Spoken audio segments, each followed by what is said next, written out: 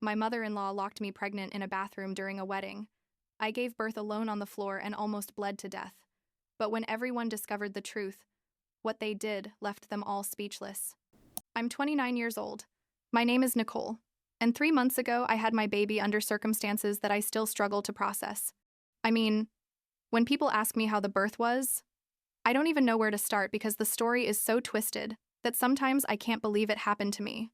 My daughter Stella is here with me now, asleep in her bassinet while I write this, and every time I look at her, I think about how close we came to losing everything because of one person who was supposed to care for me.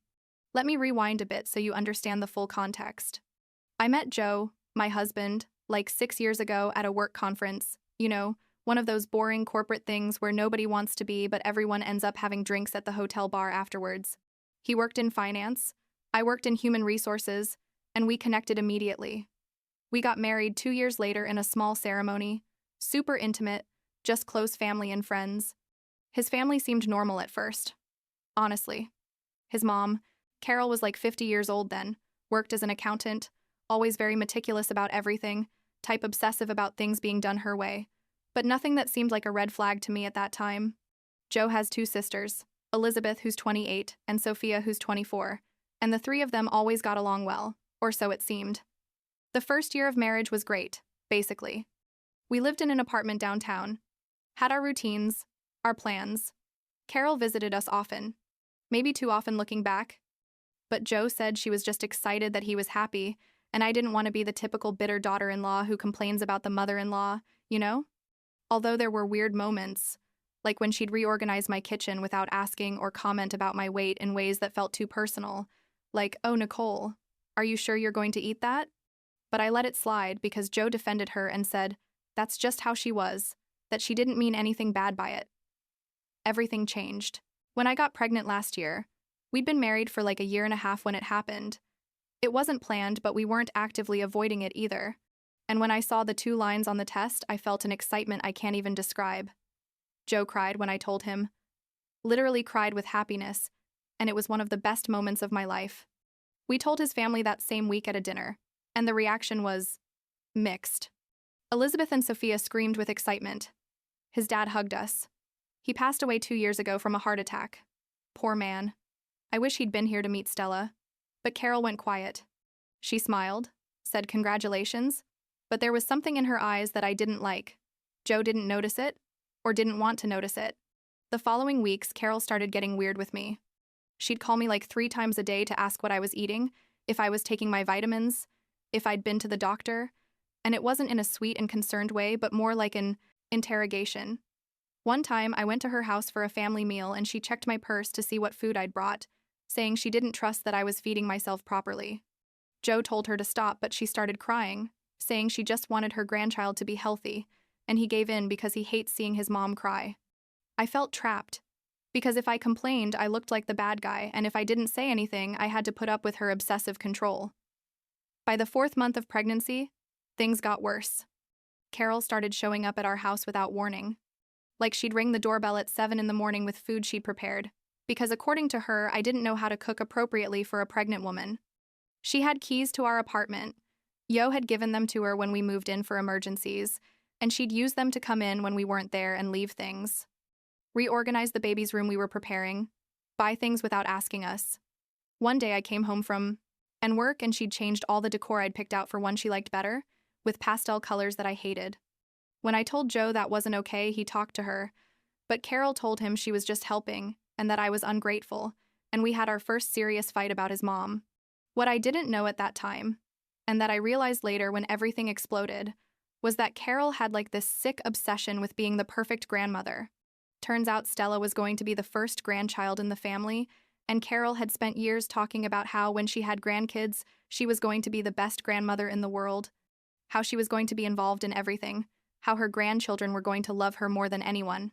Joe told me later that during his childhood, Carol was super controlling with them, that she picked out their clothes until they were teenagers, that she punished them if they didn't follow her rules to the letter, that basically her life revolved around being a mother. And now that her kids were adults and she'd lost that control, she was projecting all of that onto my baby. Anyway, fast forward to the 6th month of pregnancy. Elizabeth, Joe's sister, was planning her wedding to Alexander, a really good guy that Joe had known since college. Elizabeth had asked me to be one of her bridesmaids, and I'd accepted excitedly because we got along well. The wedding was scheduled for October, when I was going to be like 8.5 months pregnant, but Elizabeth said it was no problem, that we could adjust the dress, and that she was happy for me to be there. But when I got to 7 months and my belly was already huge, I told Elizabeth that maybe it was better if I stepped down from the bridal party because I felt uncomfortable and didn't want to ruin her photos or have some emergency on her wedding day. You know what she did? She laughed and told me not to be silly, that she wanted me to be there as a guest if I didn't feel comfortable being a bridesmaid, that what mattered was that we celebrated together. Carol, on the other hand, was furious that I'd backed out of being a bridesmaid. She told Elizabeth that I was selfish, that I was hogging attention, that her wedding was going to be ruined by my pregnancy. Elizabeth told her to go to hell. Literally. She told me later that she said, "Mom, go to hell with that attitude." And Carol stopped talking to her for 2 weeks. Joe was in the middle trying to mediate, but it was the first time I saw that he really took his sister's side instead of his mom's. And that gave me hope that maybe things were going to get better. The wedding was scheduled for October 12th. I was going to officially hit 38 weeks pregnant that day, and my doctor had given me the green light to attend as long as I didn't feel contractions or anything weird. The wedding was at a beautiful venue like an hour from our house, one of those old estates with huge gardens and a gorgeous event hall. Elizabeth had made Sophia her maid of honor after I stepped down, and everything seemed to be coming out perfect for her. I was happy for Elizabeth. Seriously. She's one of those genuinely good people who deserve all the nice things in the world. The wedding day dawned sunny. Like perfect. I woke up feeling good. No contractions or anything weird, so Joe and I got dressed and drove to the venue. We arrived around 2 in the afternoon. The ceremony was at 4. The place was beautiful, with white flowers everywhere and chairs decorated with satin ribbons. Elizabeth looked amazing in her dress. Radiant. And I got emotional seeing her so happy. Carol was there, of course, running from one side to the other like an unofficial event coordinator, even though Elizabeth already had a real wedding planner. She gave me a weird look when I arrived, like disgust mixed with something else I couldn't identify. But I didn't pay attention to it because I was used to her faces. Around 3:30, I started feeling pressure in my abdomen. Nothing terrible, just like that feeling of needing to use the bathroom that I'd been having for weeks because of the baby's weight. I told Joe I was going to the bathroom and he nodded, distracted, because he was talking to Alexander about I don't know what. The women's bathroom was on the 2nd floor of the venue. I climbed the stairs slowly. He couldn't do anything fast anymore with that huge belly, and went in. It was a large and luxurious bathroom, with gold mirrors and marble, like one of those magazine bathrooms. I went into a stall, and that's when it happened. I felt something warm running down my legs and I thought I'd peed myself, which would have been super embarrassing but not impossible considering how my bladder was those days. But when I looked down, I saw it was a lot of liquid, like it soaked my shoes and the stall floor, and that's when my brain processed that my water had broken. My fucking water had just broken in the bathroom at my sister-in-law's wedding, half an hour before the ceremony. I came out of the stall in a panic, with wet legs and my heart beating like crazy. The first thing I thought was that I needed to find Joe. I needed to get to the hospital. I needed to not ruin Elizabeth's wedding, but I also needed medical attention because contractions started like 2 minutes after my water broke, and they were strong, much stronger than I expected. I grabbed my phone from my purse to call Joe, but before I could unlock the screen, the bathroom door opened and Carol came in. I honestly don't know if it was a coincidence or if she'd followed me, but she came in and saw me standing there with amniotic fluid on my shoes and obviously panicking. And instead of asking if I was okay or going to get help, you know what she did? She looked at me with this expression I'll never forget, like a mixture of satisfaction and coldness, and said, "This can't happen now. Nicole, you can't ruin Elizabeth's day." I was so shocked, I didn't even know what to say. I told her, "Carol, my water broke. I'm in labor. I need to go to the hospital." And she came closer to me, took the phone from my hand, literally snatched it from me, and said, "You can wait an hour. The ceremony is only going to last 45 minutes and then we'll take you. We're not going to ruin this moment." I couldn't believe what I was hearing. I told her, "Give me my phone. Carol, this is serious." And I tried to grab it, but another contraction hit me and I had to grab onto the sink to keep from falling. The pain was intense. Like I felt like someone was squeezing my insides. When the contraction passed and I could open my eyes again, Carol was no longer in front of me. She'd left the bathroom and I heard the click of the door closing. I ran to the door. Well, I moved as fast as I could and tried to open it, but it was locked from the outside. She had locked me in. She'd taken my phone and locked me in the second-floor bathroom while I was in labor. I started pounding on the door and screaming, "Help! Help! Please! Someone help me!" But the bathroom was far from the main area, where everyone was getting ready for the ceremony, and with the music they were testing for the bride's entrance, nobody could hear me. I screamed until my throat went hoarse.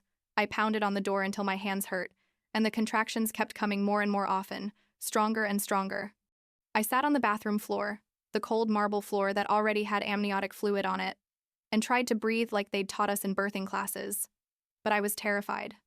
I was completely alone, locked in, without a phone, in labor, and nobody knew where I was. I don't know how much time passed. Honestly. It could have been 20 minutes, or it could have been an hour. Time got weird. The contractions were constant, like they came one after another almost without rest, and the pain was something I'd never experienced in my life. I took off my wet shoes and lay on my side, on the floor because I couldn't keep sitting, and I kept screaming for help every time I had energy between contractions. But my voice barely came out anymore. I cried. I begged. I thought about Stella and that maybe I wasn't going to meet her. I thought about Joe not knowing where I was. I thought about Elizabeth walking down the aisle toward Alexander, with no idea of the nightmare her sister-in-law was living 2 floors above. At some point, I don't know when, I just gave up. I was so exhausted, so sore, so dehydrated from crying and screaming so much that my body basically shut down. The last thing I remember is closing my eyes, thinking that if I died there, at least Stella wasn't going to suffer alone, that we were going to go together. And then everything went black. I woke up in the hospital. I mean, I didn't wake up gradually, but suddenly. Like I opened my eyes and there were bright lights and voices and machines making noise, and I didn't understand what had happened. A nurse was beside me taking my blood pressure, and when she saw I'd woken up, she called a doctor. I felt like I'd been hit by a truck. Everything hurt. I was confused, and the first thing I asked was, "Where's my baby? Is my baby okay?" The doctor, an older man like 60 years old, super kind, told me that Stella was fine, that she'd been born by emergency C-section and was in the nursery being monitored, but that all her vital signs were good. I cried with relief, like those tears you can't control that come from deep inside. Then I asked where Joe was, and the doctor said he was outside, that they'd let him in a moment. But before he could say anything else, the door opened and Joe came in practically running. He looked terrible, had red and swollen eyes from crying so much. He was still wearing his suit from the wedding, but it was all wrinkled. And when he got to my side, he hugged me so tight I almost couldn't breathe. He kept saying, "I'm sorry. I'm so sorry, Nicole. I didn't know where you were. I looked for you everywhere. I thought I'd lost you. And I didn't understand how I'd ended up in the hospital. How they'd found me. What had happened after I passed out." Joe told me between sobs that after the ceremony started, he started worrying because it had been like 40 minutes without seeing me. He looked for me in the reception area, asked several guests if they'd seen me, but nobody knew anything. Elizabeth noticed something was wrong. She knows me well and knew I wouldn't miss her ceremony without a reason, and told him to keep looking, that she understood. Joe went up to the second floor and saw that the women's bathroom door was locked from the outside, which seemed weird to him. When he removed the lock and opened the door, he found me lying on the floor, unconscious, surrounded by fluid and blood. He called the ambulance immediately, and while he waited for them to arrive, he tried to wake me up, but I didn't react. He carried me in his arms, I still don't know how. He did it, considering how heavy I was, and took me down the stairs, and that's when Carol approached him. And this part Joe told me later when he was calmer, but basically Carol confessed everything to him. She told him that she'd locked me in, that she'd taken my phone, that she'd thought I could wait until after the ceremony, that she didn't want me to ruin Elizabeth's day. She said it like that, calmly, as if it had been a reasonable decision. Joe yelled at her that she could have killed me, that she could have killed Stella. And Carol started crying, saying she just wanted to protect the wedding, that I always hogged attention, that she was jealous that Stella was going to love me more than her.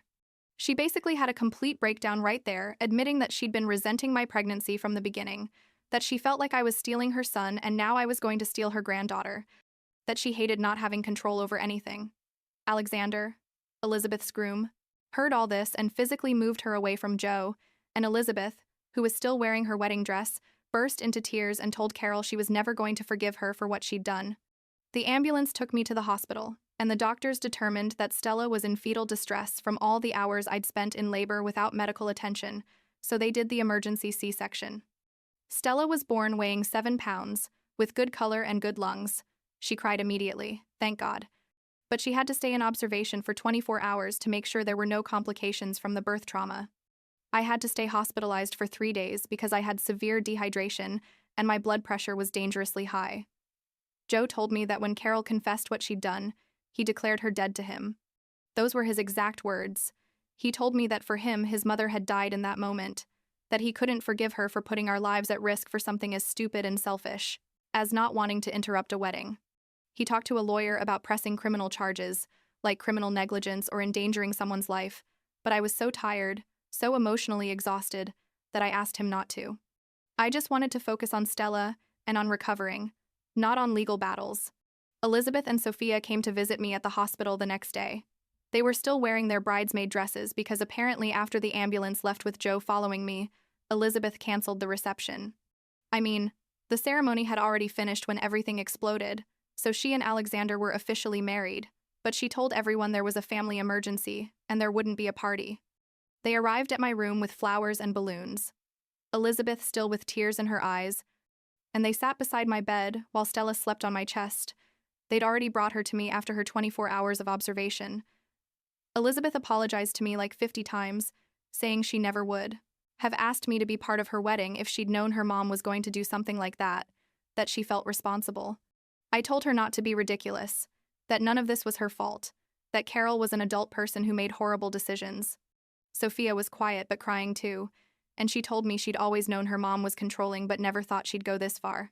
The 3 of us cried together while Stella kept sleeping, oblivious to all the drama, and we took pictures with her, the 3 of them still in their party dresses and me in my hospital gown with a zombie face. Those photos are some of my most precious possessions now. When I left the hospital 3 days later, Joe took me home and he'd changed the locks. Carol still had keys to our apartment. He'd never taken them back after everything, and Joe didn't want to risk her showing up. He also blocked her number from his phone and mine, and told his sisters that he'd understand if they wanted to maintain contact with Carol, but that he was never going to see her again. Elizabeth and Sophia said they didn't want anything to do with someone capable of doing something like that either, and basically the whole family turned their back on Carol. Her own brother, Joe's uncle, called her to tell her that what she'd done was unforgivable. I thought that was going to be the end of the story, that Carol would understand she'd lost her family because of her actions and would leave us alone. But a week after we got home with Stella, like at 1 a.m, she started pounding on our door. Stella was crying. It was time for her feeding, and the noise of the pounding scared her more. Joe went to the door and through the peephole saw it was Carol, screaming, "Let me see my granddaughter. You have to let me see her. You can't keep me away from her." Joe called the police while she kept pounding and screaming, and the officers arrived like 20 minutes later and removed her from our building with a warning. The next day, the messages started. Since Joe and I had her blocked, Carol started sending texts to Sophia, asking her to intercede, saying she had a right to meet her granddaughter, that what she'd done at the wedding had been an error in judgment, but that she didn't deserve to lose her family over it. Sophia took screenshots of everything and sent them to us, and some of those messages were disturbing. In one, Carol said I'd poisoned Joe against her, that I'd planned to get pregnant to take Joe away from her, that Stella should actually be more hers than mine, because she had more experience being a mother. In another, she said that eventually Joe was going to get tired of me, and when that happened, she was going to be there to get her son and granddaughter back. Elizabeth, who's always been the most sensible of the siblings, suggested that Carol needed psychiatric help. She has a friend who's a psychologist and asked her for advice, and the friend said Carol was showing signs of something more serious than just being controlling, that maybe she had some personality disorder or something. Elizabeth managed to convince Carol through Sophia, because Carol wasn't talking directly to Elizabeth anymore, to go for a psychiatric evaluation, promising her that if she went and followed whatever treatment they recommended, maybe they could start rebuilding the relationship. Carol went to the evaluation, and it turned out she didn't have any major psychiatric disorder, like she wasn't bipolar or schizophrenic or anything like that.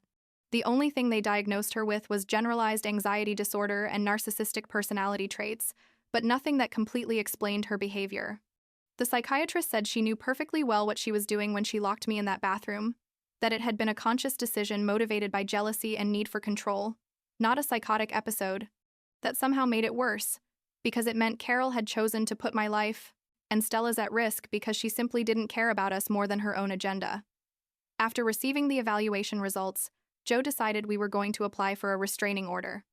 Not just for us, but specifically for Stella, because Carol had demonstrated she was capable of endangering an innocent baby. We went to a lawyer, presented all the evidence, the text messages, the hospital report that documented my condition when I arrived, the testimonies of Elizabeth and Alexander and all the wedding guests who witnessed Carol's confession, and the judge granted the order. Carol has to stay at least 100 meters away from us and Stella, and if she tries to contact us, she can go to jail. Now Stella is 3 months old. She's beautiful, with Joe's eyes and my nose, and she sleeps pretty well for a newborn baby when she's not having a growth spurt, of course. Elizabeth and Alexander ended up taking a small honeymoon a month after the wedding disaster, and when they came back, they visited us to spend time with Stella. Elizabeth still feels bad about what happened, even when I tell her over and over that it wasn't her fault. But I think it's going to take her a while to forgive herself. Her wedding was forever marked by the tragedy of what her mother did to me, and that's something none of us are going to forget. Joe is in therapy now, processing all the trauma of realizing his mother is such a toxic and dangerous person. He says he feels guilty for not having seen the signs before, for not having protected me better, for having given her so much power over our lives. I'm also in therapy because it turns out that almost dying on a bathroom floor while giving birth leaves you with a few issues to work through. Who would have thought? I have nightmares sometimes where I'm trapped in closed spaces, and there are days where I can't leave Stella alone for even a second because I panic that something's going to happen.